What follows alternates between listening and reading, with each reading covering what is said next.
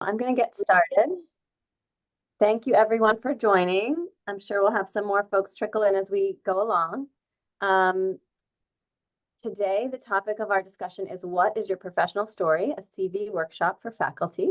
And this presentation is presented by the Office of Faculty Development, the Department of OBGYN and Reproductive Science, and the Institute for Medical Education, as well as a number of other departments we have represented by our expert panelists. And just a reminder, today we're talking about promotion from assistant professor to associate professor. Next slide. Just a reminder about the Office of Faculty Development. Our mission is to catalyze the self-efficacy, professional fulfillment, and achievement at all faculty career stages through mentorship, leadership, and career advancement programming. And our vision is that the Mount Sinai Health System will have an institutional culture and infrastructure that empowers and supports all faculty to reach their full professional potential. And you can see our three core elements of work: our career advancement, which is what today's talk is on, mentorship enrichment, and leadership development. Next slide.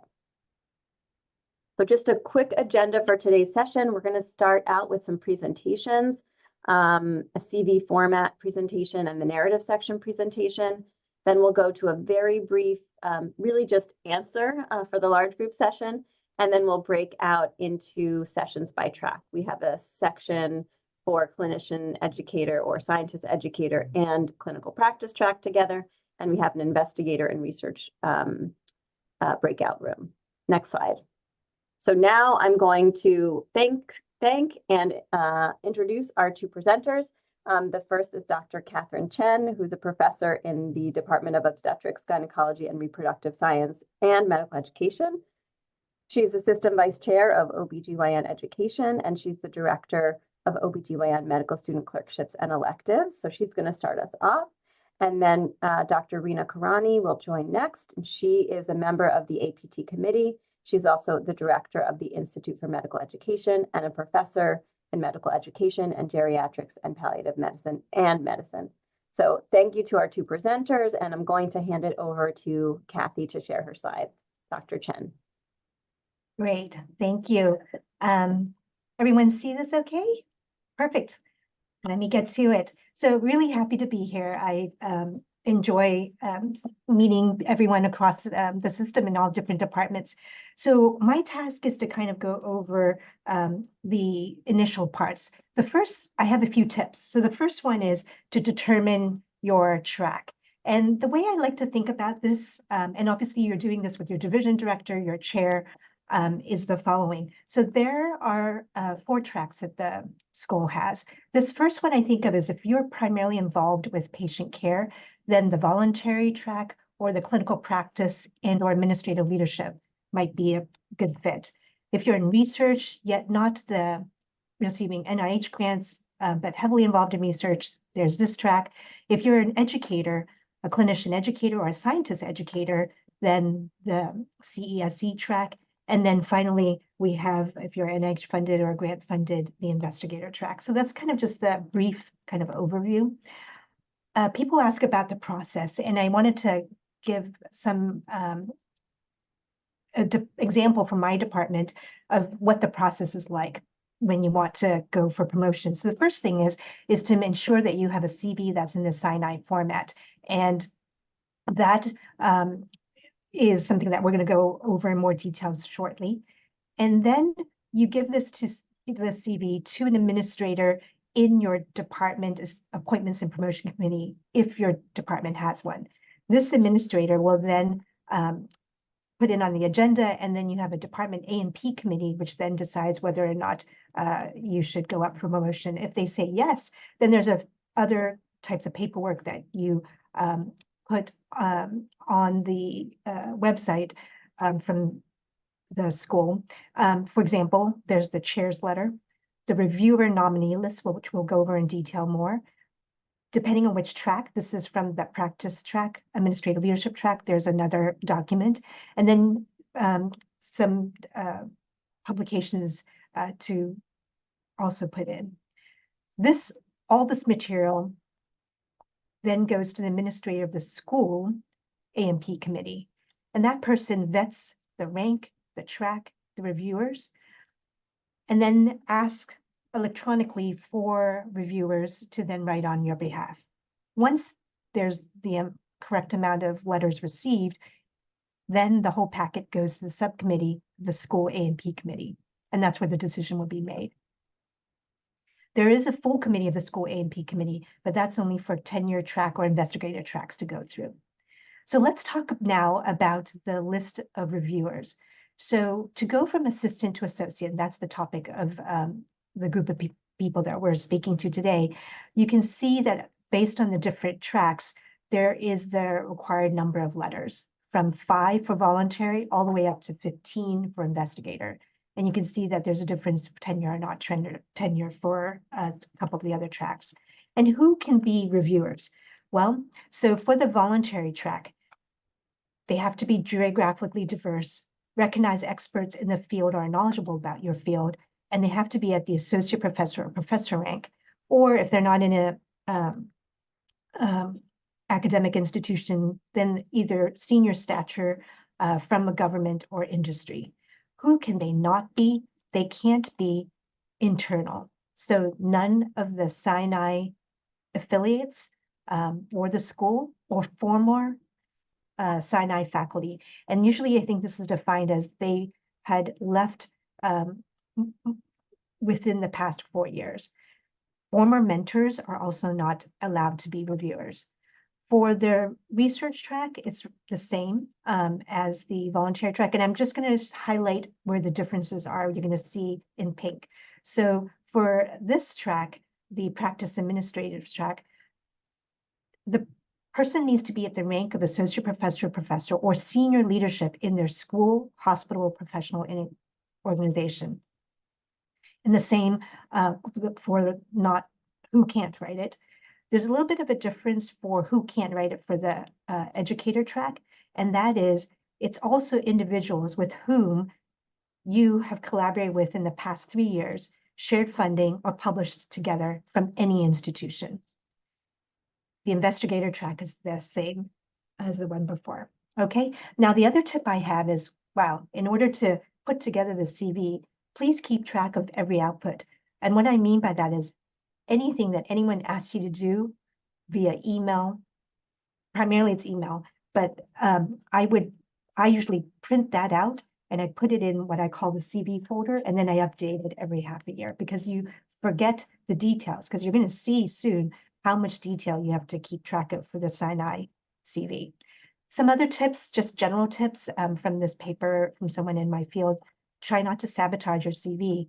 And what we mean is minding the chronological order is the first thing. So the reason is because different schools have different formats. The Sinai one is they want you to be in chronological order. So the newest is last and oldest is first. Minding the gap means you've got to explain if there are gaps in your education history or work history. Don't relate peer history. So usually I tell my junior faculty and trainees is to just don't list activities that are more than 2 behind. So if you're a faculty, don't list anything in medical school and below. If you're in fellowship, then medical school is fine, but nothing below that. Don't invite identity theft, so not put your addresses or cell phones, things like that. Don't send your CV as a Word document, but instead do it as a PDF. Do add page numbers to the CV. That Dr. Laitman from our school mentioned this to me, because people who are reviewing the CVs may still actually like to print it out and have a hard copy. And if it falls on the floor, then you see this picture. Okay, so let's focus this part exactly for the Sinai CV. What I've done here is the following. Everything highlighted in orange or yellow is a specific instruction that's in the template. Then I have examples. Let's go from the beginning. So there are multiple sections. Don't exclude sections or leave blank. If it's not applicable, write not applicable. So right here, this is the place where this person's put gaps in employment, not applicable. Again, chronological order is sine, oldest first and newest last. Now, the other additional item that is a change from before is that if any activity is listed and it's less than 5 years old, so now 2019, and as recent, the actual dates must be in month-year format. So everything here for this person is more than 5 years ago, so that's why it's year.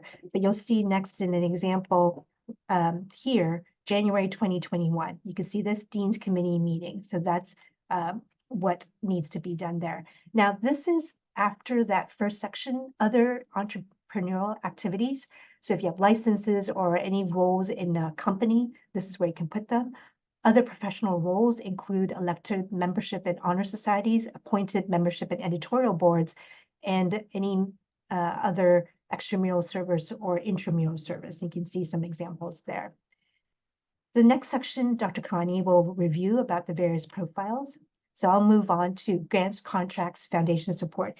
You have to use the exact grid and include all the required information that are here. They want you to put, for the researchers and investigators, are obviously primarily that the grants past, current, and pending. Make sure you have different, use the different tables, and that you utilize the clinical trials participation grid. The next section is about trainees. So let me spend a little bit more time on this. So they want you to use the exact grid. And I think in highlight, this is a helpful way to think about this. This section is applicable only if you are solely or primarily responsible for the learner's education in a particular discipline. So, for example, I think that for all the program directors in fellowship residency programs, you are building a curriculum, you write letters of recommendation, you continue to notify if they're in good standing, you can put all those trainees there. If you're involved with someone's research and you're their primary mentor or, within a small committee, I think you can also place those mentees there. Otherwise, they go in teaching activities. So I also use this as a way to think about who goes on the trainee grid. What if the promotion committee wants to contact this person and have them fill out a survey? And I've done that before for somebody. And in that survey, it's pretty detailed. It says, did the person who is being promoted, have they been instrumental in your career? And list the ways that they were instrumental. So put someone on that where a trainee whom they would have an easy time filling out a survey or answering questions by phone or email about you as their mentor, advisor, or sponsor. So the teaching activities, so if it doesn't go there, and then if you are inpatient service attending or you give didactics, this is where that information would go. And it would highlight this part, that any talk you give, I would go back to the coordinator after some time and say, what was my evaluation? I would like to know that because they have this evaluation summary here. It's okay if you don't have the rating, but it's good to have at least some of them so that the committee can see how good of a teacher you are. This next session is on administrative leadership appointments. In highlighted in yellow are like all the different topics. I have an example below, someone who's an administrative chief resident. And my tip on this is that any leadership position you have, go ahead and put bullet points of what you did. And I usually advise people on their CV, have as much numbers as you can. So you notice here, appointed leader of 38 OBGYN interns and residents, in top ranked, or you can put down the Doximity ranking, put a lot of numbers in. So this is another position we created, advised, achieved. I have here actually a medical director, right? That is an OBGYN, all the patient visits and so forth. You can see here, you're a chair of a committee and what did your committee do? That's in the bottom part. Let's go to publications. So they want to know your H index, which you can look up in the Google Scholar section, and they want to know about your publications, but they also want to know if you're not the first author or last author, what was your contribution? And then if you are applying, we would like to know what your newest publications are since your last promotion. So put an asterisk there. So again, chronological order. So examples here I usually advise putting your last name and your initial bolded. Make sure you include your PMID. If you're not the first or last author, then tell them what you did. So this person did data analysis, data interpretation, and revising critically important intellectual content. There are other areas, not just peer-reviewed original contributions, but other peer-reviewed publications, books and book chapters, non-peer-reviewed publications. Few more to talk about, which is presentations that you are invited to speak at conferences, symposiums, seminars, webinars. Make sure you put where the meeting was, their place, because that's how they determine how disseminated the information is, whether it's obviously international is probably the best. If you have ratings, but you can also group it instead of just by year and date, you can also group by local, regional, national, international is another way to do that. Then media resource educational materials go here at the end. These are examples of that. And then your abstracts are at the very end. And then that's it. So I am definitely available to help with anyone who has questions about CV writing and so forth. And I'm going to hand it over to Dr. Karani right now. All right. So thank you, Dr. Chen. We're going to move on to the narrative sections in the Sinai CV. And one of the nice parts of our CV is this opportunity actually to share in a narrative format some very important impact and outcomes related to areas that we as an institution care deeply about and want to make sure that you are able to represent when you put your portfolio and package together. So the narrative sections that appear in our CV include these four: the research profile, your clinical profile, a mentoring profile, your diversity and inclusion impact, and then your overall impact. And what I'm going to spend some time doing is briefly touching on the first two and then moving more into the diversity and inclusion impact, which was the newest section that was included as part of our CV format. So just some general tips in the narrative section.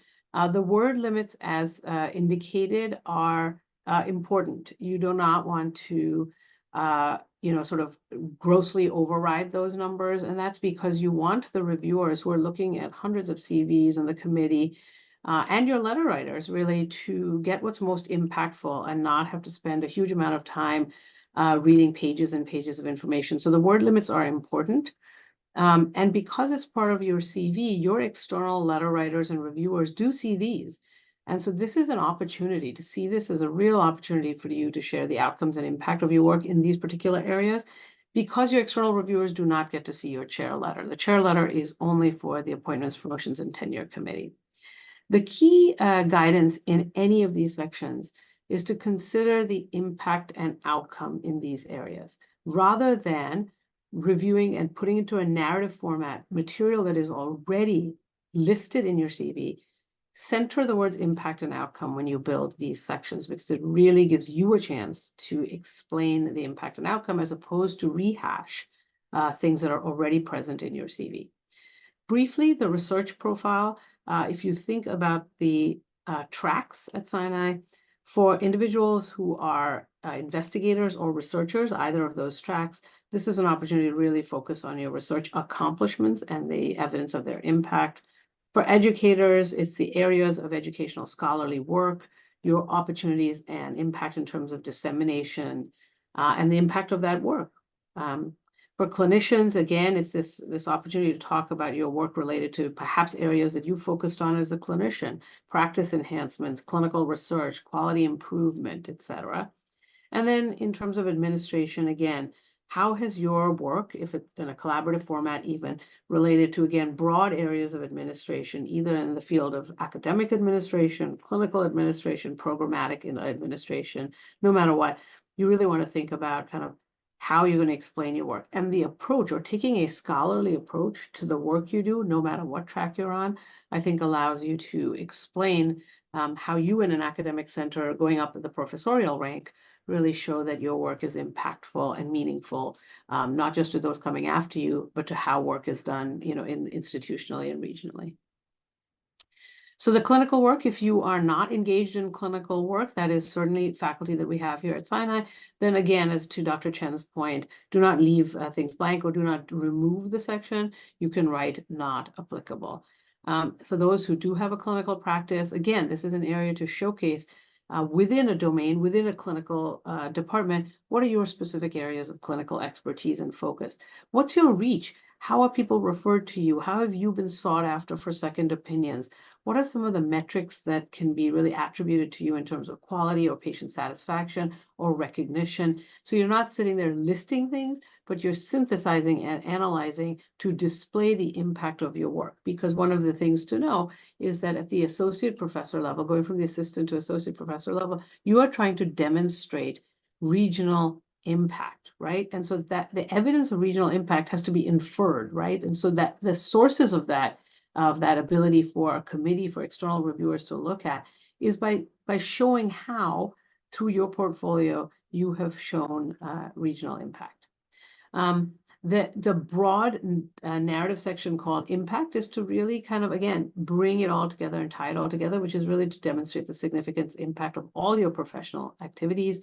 This has a higher word count than the other narrative sections, and really represents, I think, your overall thorough portfolio of work. And again, try to share examples that provide evidence of that regional reach for those of you going up for associate professor. When we do the professorial session, we will talk about what it means to actually have national, or in the case of the investigator track going up for professor, they have to demonstrate national and broad international impact. So the diversity and inclusion impact links very, very strongly to our institutional DEI commitment and efforts across the health system. I want to alert you to actually our commitment as an institution to increasing and sustaining the representation of those who have been historically underrepresented and marginalized in medicine and science, and for each of us in every way possible becoming agents of change who are committed to providing an authentic and intentionally diverse, inclusive, and equitable environment for all our stakeholders. And we know that the data on equity, justice, and inclusion is remarkable in terms of outcomes, in terms of solving complex problems, and improving the health of our communities and patients. And so this is something institutionally that we are all incredibly committed to. The link on our slide shows our diversity statement from the school. So what are the definitions when you think about those three buckets? You know, diversity is really embodying inclusiveness and the value of multiple perspectives. And this really spans all our identities. It's not limited to one of these buckets listed on the slide, but really the intersectional component of diversity is important and paramount here. Inclusion is the work that fosters belonging and connectedness among us, where we can share ideas and opinions. And equity is really the experience of freedom from bias or favoritism. How do we facilitate as an organization and health system where all our individuals can attain their full potential? So those are the sort of working definitions that we use here at Sinai, and they can help guide, I think, when you think about your work contributing to and learning in this broad area, sort of how your work centers these areas. So the impact statement for DEI in our Sinai CV asks in no more than 250 words to describe how you foster this at Mount Sinai or elsewhere. Many individuals might be transitioning to Mount Sinai, but have done this work and include really sort of intend to bring this work forward as they work here. I want to highlight a few statements within this, and that is, again, so this is limited to 250 words. It wants to ask us to think about our role in fostering diversity and inclusion, and thinking about our specific contributions that relate to the buckets of teaching, clinical care, research, mentoring, recruitment, retention efforts. It doesn't have to be all. These are examples. There might be areas of particular focus for you. And they recognize that if you're new to Sinai, you might be describing your plans. You might be talking about what you're bringing forward through your own lived experiences and your own work in the past. So, you know, we welcome hearing that and listening to that, because many individuals, as they join the system, ask, if I haven't started this work, how do I explain or fill in this section? I wanted to express gratitude for several individuals who provided their samples in a couple of these narrative sections for me to be able to read to you. And these are a few samples. They are not meant for you to reflect and say, you know, I'm not sure how mine fits this or not. It's just to give you a sense of how people have explained their work. This individual talks about being a teacher, being able to create and teach sessions for students and residents on anti-racist clinical skills. This individual is part of a leadership of a longitudinal course where elements related to the evaluation of reporting of race in research has been clarified, and a novel framework in the medical literature is provided. And then they express their individual participation in a graduate medical education, quality improvement, disparities collaborative. So again, just very kind of sharing the multiple levels this individual has been involved in. This is another example of an individual who talks about what their role as a course director. They've been leveraging their own training as a physician scientist to develop programs to support those who are underrepresented through the pathway of pipeline, including partnership with institutional programs. On a national level, they have been involved as a particular organization facilitating innovative technologies, curricula, and support systems. They've also created content that is available, again, showing the impact available to nearly 2,000 applicants nationally. And then they've served on a task force that has been focused on increasing messaging to marginalized populations through policy briefs and publications. This is a third example. This is an individual who has been sharing their efforts in a training program. They've worked with a particular committee to work on the recruitment process that allows the committee to prioritize the recruitment of a diverse group of trainees. They talk about how they've revamped their screening process to blinding reviewers to photographs and other identifiers that might bias individuals. They've talked about how they focus on essential competencies, what those competencies are, and they've talked about building a faculty development workshop on anti-bias for their committee members. They've talked about a training curriculum they've built where they've added a grand rounds lecture on racism and some workshops.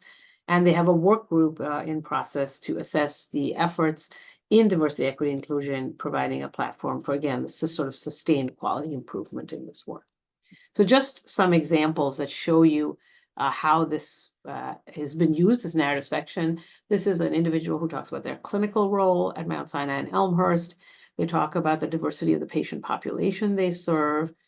They've talked about the use of point-of-care ultrasound to expand access for rapid imaging.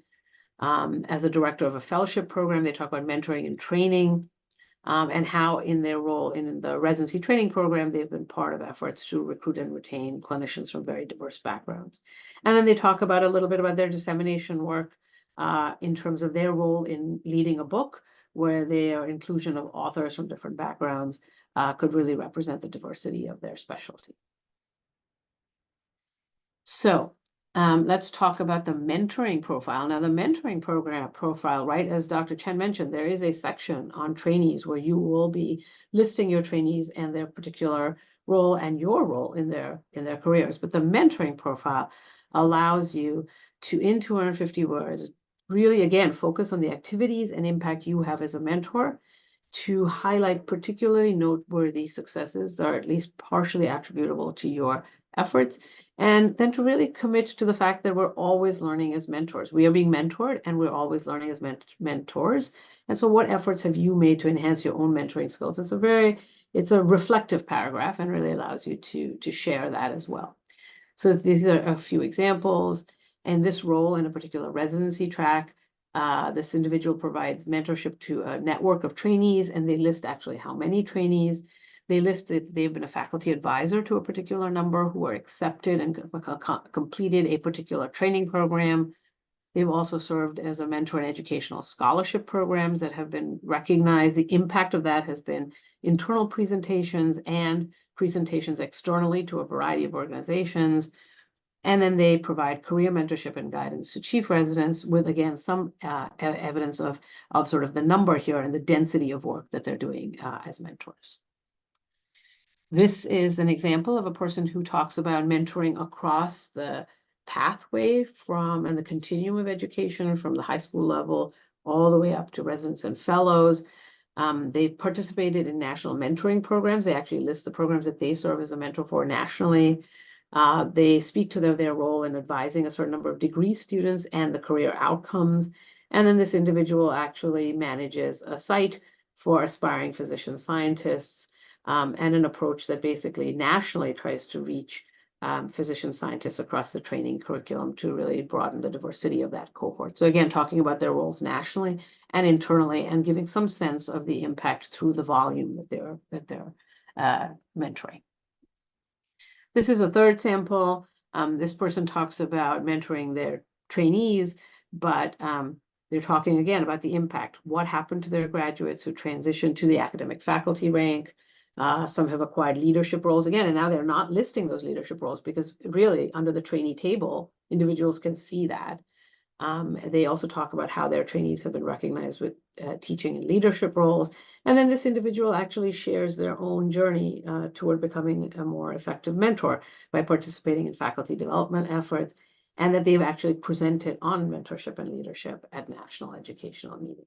So this gives you 3 examples, I think, just of how people have addressed this. This is not meant to be prescriptive to you. Each of you have had your own journeys, and I know that, as Dr. Chen mentioned, we are absolutely happy to support your journey as you think about these paragraphs and developing them yourselves.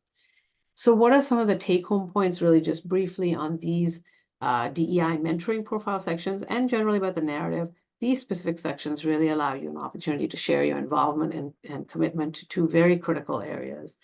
They are narrative. We do not want you to rehash or relist what is in your CV. The committee is incredibly diligent about reading your CV, following it, and not glossing over the material you've provided. But as you can imagine, when individuals are looking at so many of them, the rehashing material that's already present really is distracting and doesn't represent, I think, the impact and outcomes that you have had. To really describe how you are enhancing your knowledge and skills and your journey in both diversity, equity, inclusion, as well as mentoring is really critical, because we want your CV and your approach through the appointments and promotions process to not only recognize you for your outstanding work, but really to serve, I think, as an opportunity for you to grow and learn and get more involved in the efforts of the institution. So with that, I will, I think, show down my slides and welcome you, of course, to reach out and contact us should you have any questions.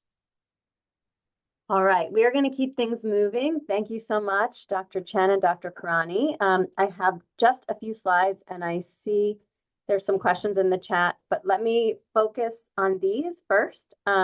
So these were some questions that we thought would apply to pretty much everyone here on the call, so we wanted to share them with all. So first of all, how early is too early to start thinking about this? It is never too early. You should start right away.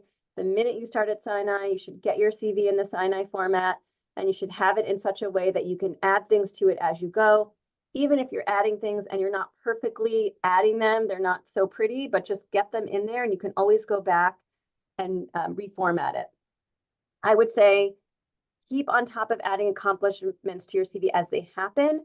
But there's going to be some beautification and rearrangement that needs to be done. So when you're consider doing one of 2 things or both. Once a month, once every other month, once a quarter, set aside some time to just take another look at it, reorganize it, add some of the detail that Drs. Chen and Dr. Karani recommended, spruce up your narrative sections. So just set aside time to do that intermittently. But certainly when you're ready to go up for promotion, set aside somewhere between 3 to 10 hours of time to update your CV, make sure all of the things that need to be there are there. Is there a minimum number of years that one is expected to be at a certain rank? So this answer is no, there is no minimum. I mean, it would be unusual for someone to get promoted within 1 to 2 years of being here, but there's no technical minimum. For one track, there are maximum years that you can be in certain ranks. So for only the investigator track, not the research track, only the investigator track, it's 7 years as an assistant, 9 years as an associate, and 10 years as a professor without tenure. In terms of how to identify other faculty members to provide feedback on your CV, first of all, you should take a look and see at our website, see if there's either a mentoring lead, which would be listed on the website, or on your own departmental website, if there's a vice chair for faculty affairs or something like that.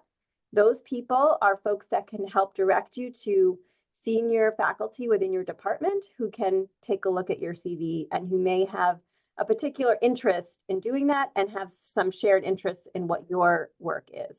You should do this at least 3 to 6 months in advance of going up for promotion, because you want someone to take a look and tell you if this is something that you're ready to do. And next slide. Just some other real quick tips and really just reminders from what was said today. So remember chronological order, oldest to newest. Remember to complete all sections, add accomplishments as they happen, star papers and / promotion, and writing that statement about your contribution to the manuscript. In terms of letter writers, you can reach out to letter writers, letting them know that you would like to ask them to be letter writers, or that your institution will be asking them. But please keep in mind, those letters must go directly to the APT committee as a response from an email received from the APT committee directly. So you cannot receive a letter and then give it to APT. It's really just a heads up and making sure that people are willing to do that. How do you find letter writers? Utilize your networks, your societies, your mentors, and your supervisors, right? They should know people in your field that can help you find writers. If letter writers don't complete the letter, by the 3rd attempt, they're actually just to complete a form. And if, in fact, they don't get enough responses from letter writers, the APT committee will reach back out to you and ask you for additional names. I think that's all about those questions. So we are going to head into our small groups.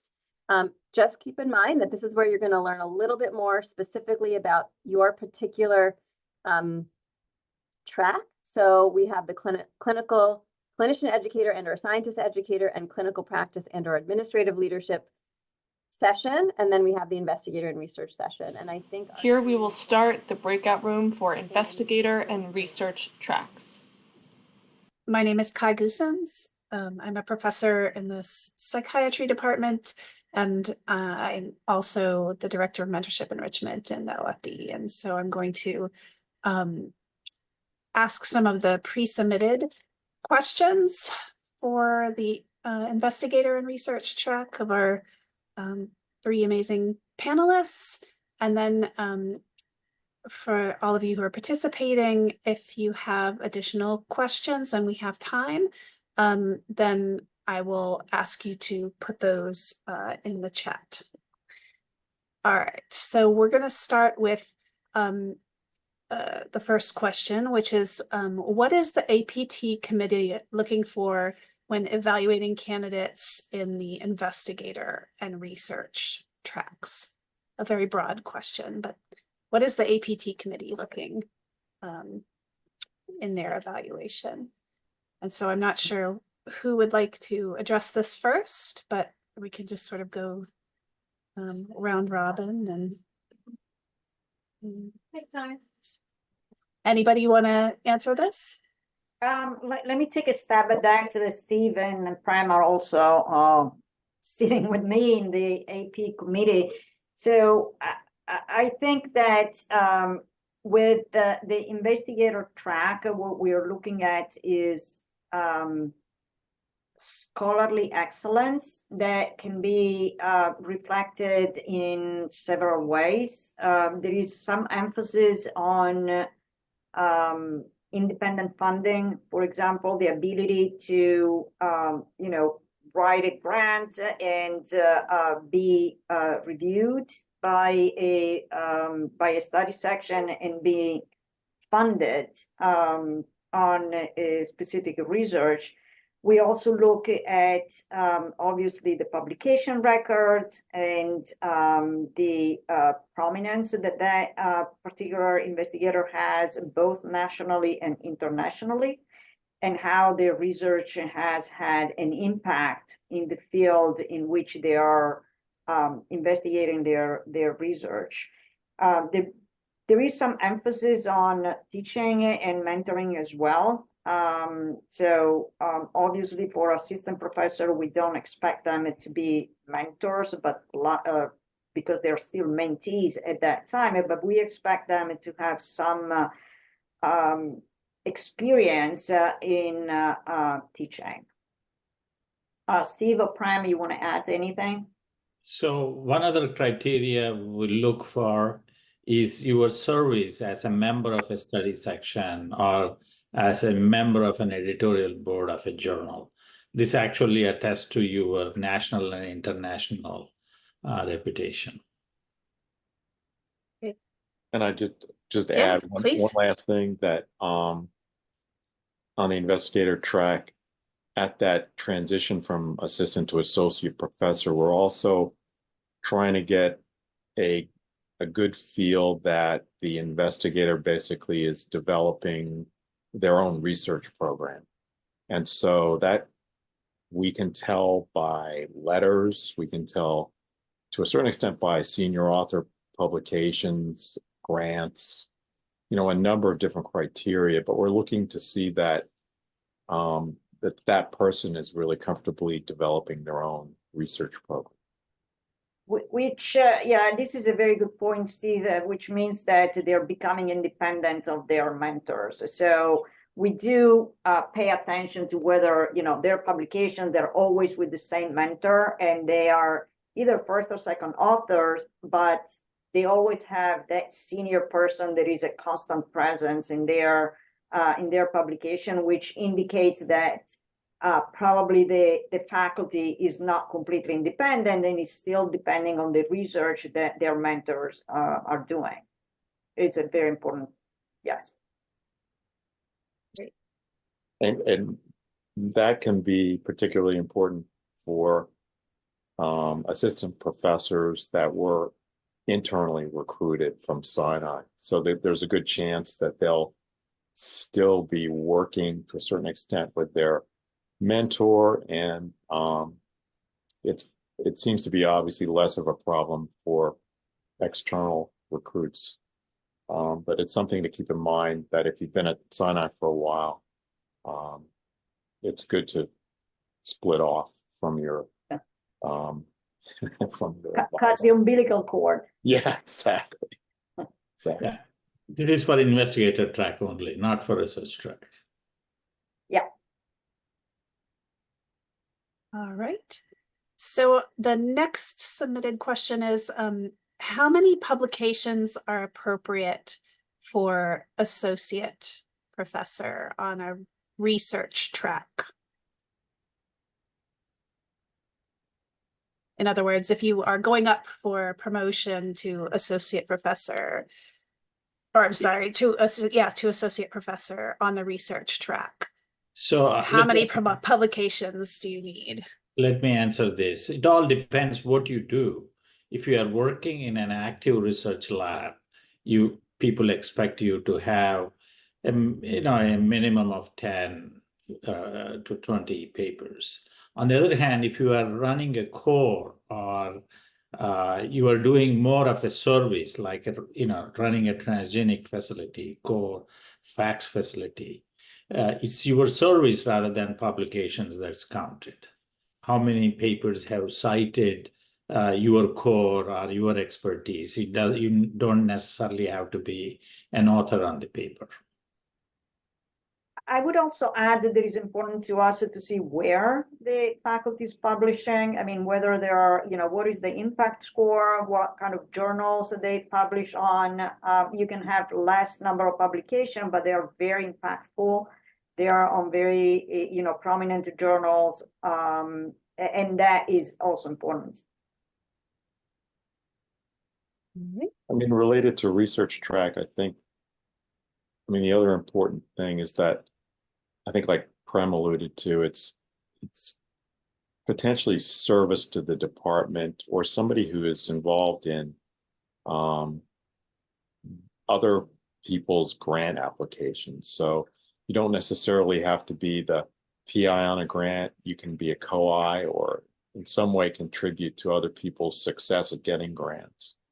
And so that carries any number of different publications. I mean, you can have many, you can have few. So I don't know that the publications on that track, is really that you can sort of bang a number onto it. And it's a very diverse group of people that we see. We see some people that are almost indistinguishable from investigator track researchers in that they have their own grants, they're PIs of grants. So it can be a very variable track. that can include a lot of different people, I think is really what we're seeing. And so for that track, it's probably even harder to put, numerical values on publications or talks or anything like that. I think we see a lot of diverse candidates. Yeah, we see a lot of biostatisticians in this rank, and they have a large number of papers, 30, 40, 50 papers, because they're assisting almost a large number of people in doing statistical analysis of their studies. So it all depends what you do more than. But on that note, Dr. Reddy, do you think it's useful to annotate and describe the role that you're playing on some of the Yeah, papers? exactly. I mean, it's a lot of research track investigators are not first authors or last authors. So they are in the middle authors, and it is always nice to see a sentence at the bottom of each reference. Put a star against your name and say, this is what I have contributed for this paper. So we understand that not everybody can be first or second, last authors. All right. We have a related question, which again is about the numbers, which is how many grants are appropriate for promotion to associate professor, let's say for the research track and then also for the investigator track? For the research track, really, we don't require that the faculty is a PI on a number of grants. We anticipate that they will be as part of a lab and a group that they will be co-eyed on those applications. But it's not required that they have their own independent R1. As Steve said before, there is a lot of heterogeneity in the group. So we might come along with somebody who actually has an R1 or has an R03 or around 21, and they have their own grants. But by and large, in the research track, we expect faculty to be on a co-eye on other grants. If we're talking about the investigator track, then we need to see that the faculty is becoming an independent investigator in a specific area of expertise. And so we do expect that they start being funded, and that could be K awards and an R1, for example. So that there is that very good sense that they are really embarking into a independent investigator, track. And so we like to see grants that they are already funded, grants that are submitted, and for which, if we have the score, if we have what the study section has said, is going to be very, very helpful. But we need to see that activity that is an indication that the faculty is ready to, start a career as an independent investigator. Great. Do you have any advice on going up for promotion to associate professor with tenure versus without tenure? It's always easier to go without tenure and then get tenure at a later date, because tenure has a lot of requirements. One of them, like we discussed before, you have to show absolutely that you're independent, highly productive, and you have a very, very bright trajectory in your career. So at an associate professor level, mostly what we see is somebody getting promoted from assistant to associate professor, and then a year or two later, the same person being put up for tenure. That is usually a smooth transition. I mean, we have seen a number of applications where people got both promotion and tenure. It's not it's not out of reach, but the safe path is to get promoted first and get tenure second. I would say that from a totally capitalist point of view, that doing it separately gives you two opportunities to get a pay raise, right? So if you get promoted to associate professor, you have the potential to get a pay raise. And then if you get tenure, you have the potential to get a pay raise. But if you do it both at once, you probably only get one pay raise. So. Yeah, and I mean, in general, I don't think that there is a need to rush the process. So you really should go there when you're ready. We had, again, a few, exemplary, faculty who were ready for tenure, being promoted to associate professors, but it's not something that we see very commonly, and is not impossible. But I would say don't rush the process. Ask for promotion when you're ready, and ask for tenure when you're ready. Can you all confirm that the process for the tenure is similar? It's getting the same letters, it's getting a chair letter. Yeah, and the two are separate, really. I mean, they can come together, but they can also come as separate, two separate things. So we consider promotions and we consider tenure separately. But yeah, the process is pretty much the same. The requirements are a little different, but the process is pretty much the same. But again, what we're looking for is somebody who is really ready to be there. So is not pleasant in generally to be turned down. Your chairs should know when you're ready. So it's also the responsibility of the chair to be sure that a faculty is ready for both promotion and tenure, and what is the timing of that. But is on everybody to really know when they're ready. Again, to be turned down, I think is worse than waiting a couple of years.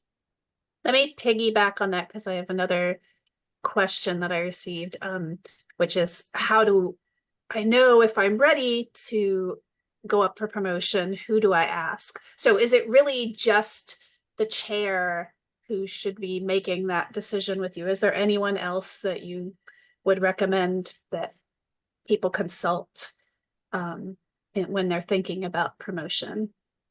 Normally, the candidate goes and asks the chair. Very simple. I mean, there are certain departments that actually have committees, right, that will make recommendations as to when somebody's ready. But that's very variable from department to department. And Prem's right. I mean, basically, the chairman is sort of or chairperson is the bottom line responsible person. But you can reach out if you know members of the APT committee as well. I've often gotten other investigators ask me from other departments whether this would be an appropriate candidate. So I think if you're really stuck, chair is the first person to go to, but you can definitely contact us as well. All right, here's another question that I received. Does an invitation to join an editorial board count for anything? That is, if you decide not to join or serve on the board. And I think you could broaden this to sort of anything. Let's imagine you are invited to play a role in a society or, do something else. Is there a place for that on the CV, or does it just not count because you didn't actually do it? I think that Prem said something about this before. What is important for us is to see service, right? And service can be anything. It could be being part of an editorial board, being a reviewer or a regular reviewer, either for journals or for a study section. So anything that is part of service and that indicates that the faculty is active not just in writing, but also in returning the favor, right? So it's like everybody like to submit a paper, and then they expect that somebody there on the other side reviews the paper and then let them publish it. We have to return that favor somehow. The same thing is valid for the grant. You submit your grant, you have a study section working on your grant. Well, it's your turn now to do a service to somebody else. So we do expect to see that kind of commitment from the faculty. Even earlier, there are, for those of you who are junior faculty, there are mechanisms at NIH that allow you to join a study section as a junior reviewer. You can join once a year, no more than once a year if you're very young, and start learning the process as well. Part of being of these services is not just to do the service, but is also to learn how to do it. And there is a lot that you can learn by sitting on an editorial board or sitting on a study section. So it's a learning process, but it's also a process that shows that you are somehow serving the community, the research and scientific community, the way that is expected.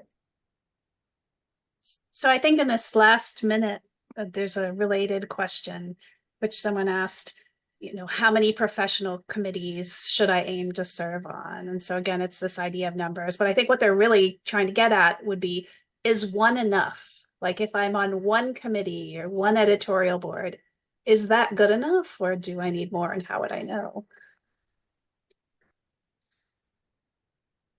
I don't know if anyone wants to ask that. I would say don't get your feet in too many shoes. Be careful, because it's very easy to being drawn into 10,000 different things, and in the end you want to keep that goal ahead of you and look at that goal every day and make sure that you reach the target and you're not doing other things. So everything needs balance. We apologize for the quick ending here. We had some technical difficulties during the live event. Now we are starting the session for clinical practice administrative leadership and clinical educator or scientist educator track. I just want to introduce our panelists today. So we have Dr. Joanna Hotzak from the Department of Pediatrics. She's a member of the Appointments, Promotions, and Tenure Committee, and she's also a professor in pediatrics and medical education. And then, of course, we have Dr. Catherine Chen and Dr. Rina Karani, who you just saw give their talk. And we have Dr. Andy Jagoda, who is also a member of the Appointments, Promotions, and Tenure Committee and a professor and chair emeritus in emergency medicine. So welcome to all of our panelists. I wonder if Andy or Joanne has any quick tips that they'd like to share that weren't shared in the previous talk while I'm pulling up our questions. Well, I think we got a really good overview. The key points that were highlighted at the end are serious key points that some people forget to take seriously. If you follow the format, things move very smoothly. Historically, we would sometimes accept things that weren't quite formatted correctly.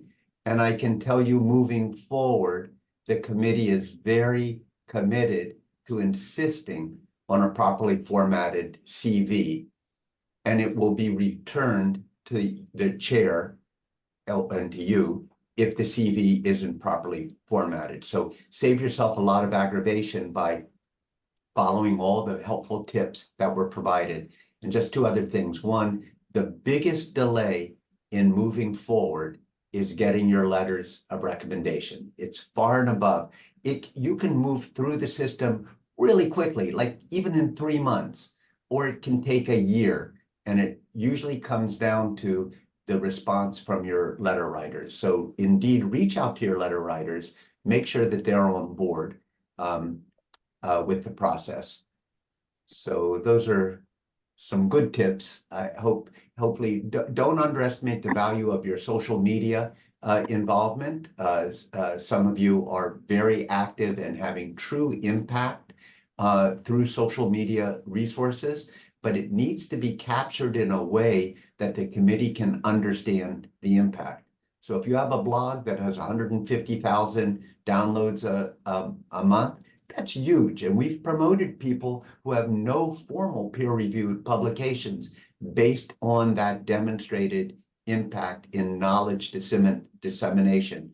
So the key word, as you write your narratives, et cetera, and you help your chair write their letter, knowledge dissemination and impact at a regional level for associate professor and at a national level for a full professor.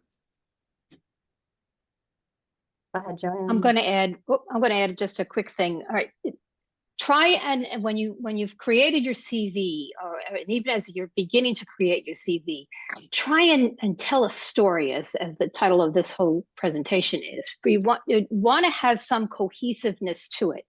So yes, you fill out each of the different sections, but if there's something of a theme going on in what you do and what the patients that you care for, or the education that you provide, or the quality improvement work that you do, or the programs that you lead or created, kind of keep that together as a thread. And then when you do that overall impact narrative, that's where you say, aha, see, this is what we've done, and this is and be proud, right? So this is not the time to be super humble. You have to be honest, but at the same point, talk about yourself and say what you've done and how it impacts your patients. Don't forget the regional, and since this is an associate professor promotion, don't forget the need to show some form of regional notoriety. Thank you both so much. So I want to dive into some of the additional requirements. And so we were going to ask Rena and anyone else that would like to talk about the new addendums. So in particular, the CESC track addendum, and then of course the CPAL addendum. So Rena, if you want to get us started, tell us a little bit about that addendum, and then we'll see where that goes. Sure. So last year was the first year we rolled out a complete renewal of the clinician educator, scientist educator track. And one of the guiding principles as we worked on that as a subcommittee of APT was the recognition that those involved with the phenotype of an educator, be they clinician educators or scientist educators, really have many, many other ways to demonstrate evidence of impact that go beyond the very typical peer-reviewed publication. And so what was created was a very deep dive into the evidentiary options under a bunch of categories of work that educators do.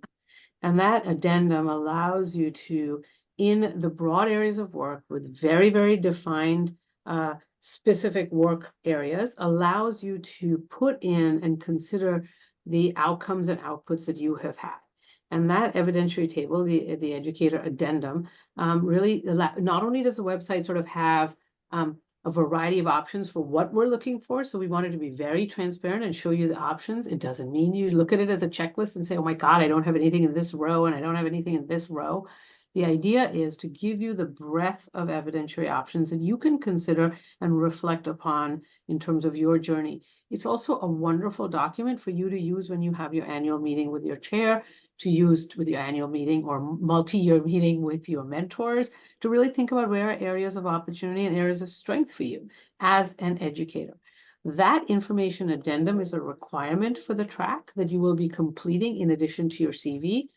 We have been incredibly careful to ensure that it is not redundant with your CV. And so I want to make very, very clear that when you go to the resource that I have put in the chat, that you will see a table that is on our website for the APT office that shows you the sources of evidentiary option at the assistant, associate, and full professor level that are part of the addendum for the CESC track. And what's really kind of cool to see is the areas that are listed in red are areas that we get from your CV. Those do not need to be repeated here. Those are taken into account by the APT committee as they distill the evidence from both the addendum, your CV, and your letters. The material that's in black is what allows you in your addendum to really reflect the impact and work you've had. And that I will tell you, the committee has been diligent about making sure that you are not doing work that is redundant. We want work that's complementary, but more than the CV, because we want to capture the evidence that you have related to these areas. So that's the track. The clinical practice administrative leadership track has an information addendum that is not as detailed or specific as this.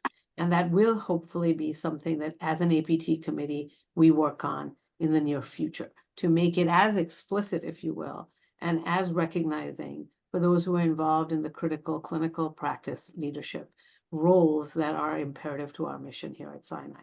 Suffice it to say, one thing to mention about the difference between a leadership role in the CESE track and the clinical practice administrative leadership track is that the leadership roles are different. The individuals who are involved in leading educational programs, a T32 grant, a course, clerkship, fellowship director, those are leadership roles in the CESE track. The administrative leadership roles we're thinking about for the CPAL track are QI directors, site directors, consult service directors, those who are leading a division, vice chairs for clinical affairs. Those are the leadership opportunities in the CPAL track that are different than the ones of roles in leadership that you're taking on as a clinician or scientist educator, where you might be running a training program or training program grant, etc. So I just want to be very, very thoughtful that you see that difference. And that's an important question that we want to make sure we address when and if you're thinking about what particular track you're on or what particular track you want to rise on. Thank you so much. I'm going to move into the next question because it follows very much directly from that, and we'll give the opportunity for the other panelists to answer. So the next two questions are very similar. So what are the key aspects for promotion? Essentially, what is the committee looking for, right? When they're looking at a clinician educator or they're looking at a clinical practice track candidate? And I know that's probably hard to answer because there's a big range, but if you all could give us some ideas in each of those tracks, what is the committee looking for when they're looking at these CVs? I think at a very simple level, going from an assistant to associate, regardless of what track you're on, we're looking for contribution that's making a difference at a regional level and or national level, and the dissemination of knowledge. How you're doing that is going to be different depending on the track you're on. So if you're on a practice track, perhaps being part of the quality work group of your society. So having a presence outside your local environment is key. You just need to be on committees, and whether it's the New York State Association or it's your national association, it is really important. And by the way, it's very hard to have reviewers or identify reviewers if you're just sequestered in your own little world. You need to be out there networking. As far as the dissemination part, if you're on the practice track, we're not looking for publications per se, but what I would love to see is that you led a workshop on quality improvement initiatives for your national society, or were invited to give a talk on whatever tool you developed in your role. So regional presence or national presence, depending on what track you're on, is really key. And a lot of people, unfortunately, do fail to do that committee work and that national involvement work that I think is very important, and it reflects who we are at academic institutions. I'll just add one last thing. If you're on the practice track, perhaps building a nationally recognized program, and you demonstrate that through your referral base. And that's the beauty of the metric sheet that Reno was discussing. If you've built out the practice and you're getting referrals from out of state or maybe even nationally, this has a lot of importance in demonstrating your reputation. Thank you. I'm going to basically reiterate that a little bit.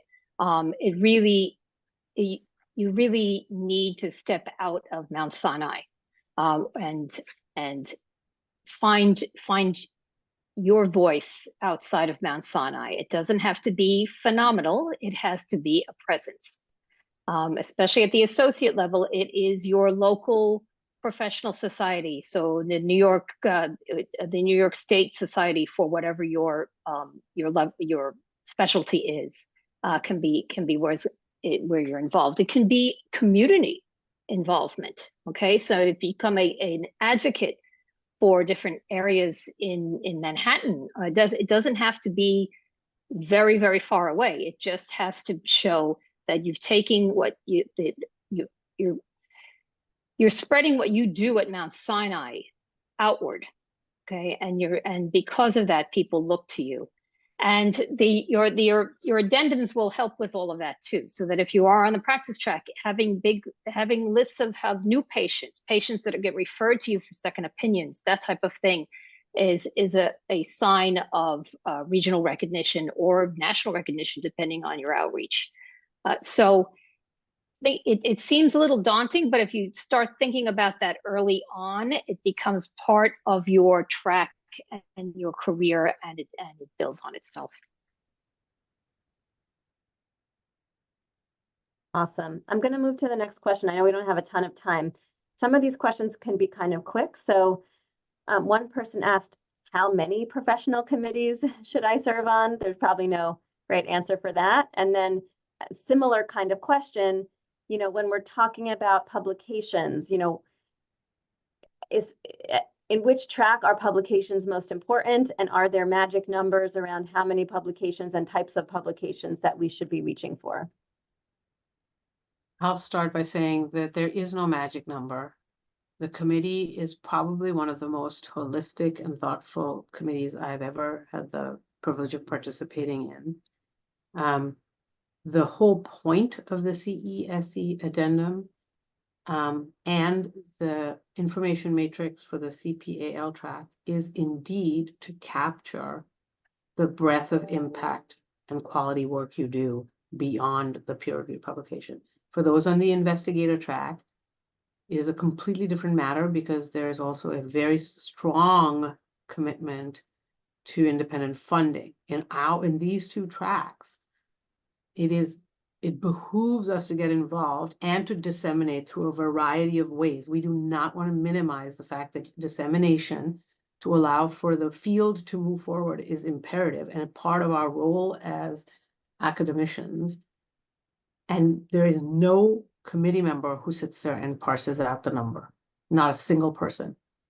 So it's important to show the whole breadth of evidentiary impact and outcome you've had, and it goes beyond the peer-reviewed publication, which is why the information matrix captures that, which is why the publications section now allows you to put non-peer-reviewed publications, book chapters, podcasts, and other web-based dissemination methods, because we want to recognize that you not only contribute in that way, and you participate, and that itself is dissemination. You might be in a committee that's developing the white paper guidelines for training. That's imperative. That's amazing. For those of you in the clinical practice track, you might be thinking of ways that something is treated differently and the algorithms that a program needs to take in order to sort of improve patient outcomes in an area. That's imperative. We don't want to lose that if we're sitting there bean counting your publications. Sinai really wants to promote you, by the way. This is a beautiful institution along those lines. It really is designed to get you promoted. So that's very good. And Rena probably should talk a little bit about IME. I'm very skeptical of the clinician educator, definitely our core faculty out there who aren't members of the IME and the Institute for Medical Education. Your portfolio is a beautiful document that captures your activities and actually shows that you are prepared for promotion. Thank you, Andy. Andy is one of our biggest fans and one of our biggest contributors, which is really wonderful. When you have a chance to engage with us, you'll meet Andy and Kathy and Joanne and Lauren and everyone. So thank you for that. But yeah, the IME is really, we want to be the inclusive home for you as an educator. And we do that through faculty development, through challenge grants, through really thinking about the pathway of those coming after us, who are going to be clinician educators. And so we offer a lot of stuff. I put in the chat our institute email to get on our listserv, and we really, really welcome you to that. So there's like one or two more questions, which are, again, kind of about either, how do I really choose a track when it's not perfectly clear, right? When I'm not like 100% clinical, or I'm not only an educator, I do a mix of both. Or someone also asked, what if I do a little bit of research and I do some education? Where do I belong? So I don't know that we can answer that question here, but maybe there's just some advice as to who they can go to talk to about how they can figure that out. Yeah, your chair chooses your track. So and every faculty, of course, meets with their chair at least once a year. And that is an important criteria defined by the dean for your annual meeting. Are you ready for promotion? And also at that time, you discuss what track you're on. You don't choose. And if you're in the Department of Medicine, it will probably be your division chief, because poor Monica could not possibly choose everybody's track.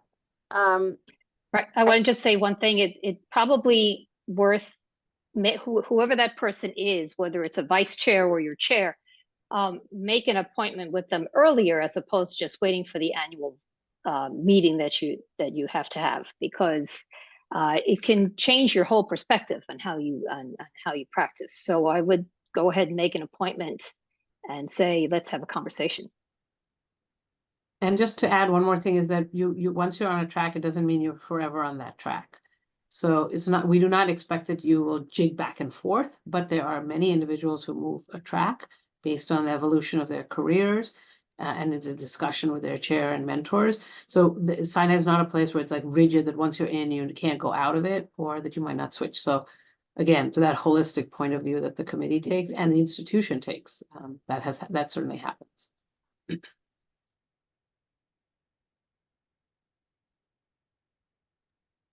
I know we're at time. The only other question was related to, they're going to close, but related to, if you're 100% clinical, how do you have time to find, how do you find the time to do all these other things that you're suggesting? Yeah, that's very easy. You join committees, and it's a great way of networking. None of us can be effective clinicians if we don't have colleagues in other departments and throughout the institution. So committees, it's just a beautiful way of being involved. We apologize for the quick ending here. We had some technical difficulties during the live session. This is the end of the event. Thank you for joining.